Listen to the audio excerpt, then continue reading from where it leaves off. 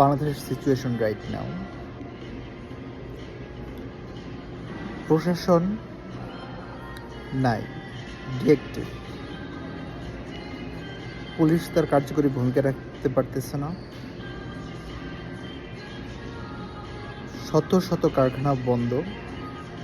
গাজীপুরে কিছু কারখানা তো মেপে আগুনও দিচ্ছে। গাজীর টায়ার পুরে শেষ, ধ্বংস।